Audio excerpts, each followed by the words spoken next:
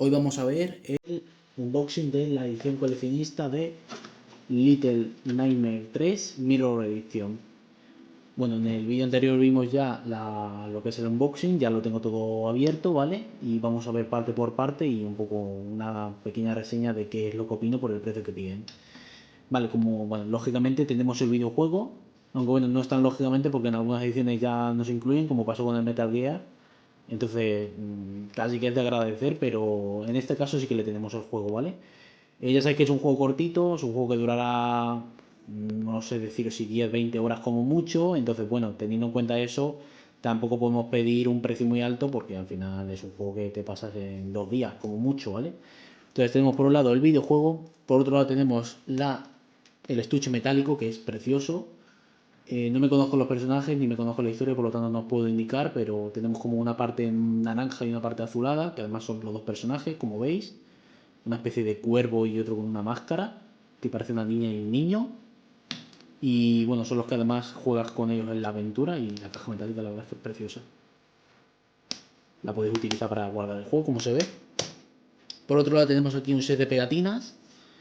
Son pegatinas, como veis, porque se ve aquí la abertura.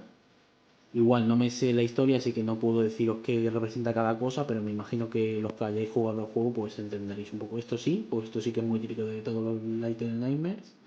Los, los pequeños enanitos amarillitos estos con el sombrerito. Y luego tenemos el arte conceptual, que esto suele venir en muchos videojuegos. Aquí tenemos todos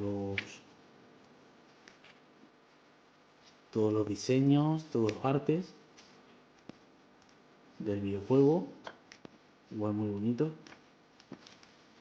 Y por último tenemos la banda sonora.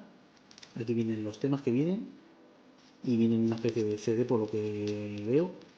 Por lo tanto, bueno, un formato ya no usado, pero ya sabéis que los CD al final son muy estilosos. El precio de esta edición son de 60 euros, así que bueno, teniendo en cuenta todo lo que viene, la duración del juego y demás, dependiendo de hasta qué punto os guste el videojuego y de si os gustan las anteriores entregas, pues yo me lo compraré o no.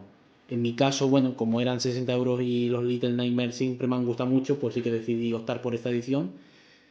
Pero ya esto, ya cada uno. La figura no pesa nada, no lo he dicho. O sea, no es de PVC, es como plástico. O sea, tampoco esperéis una calidad de la leche porque es plástico al final.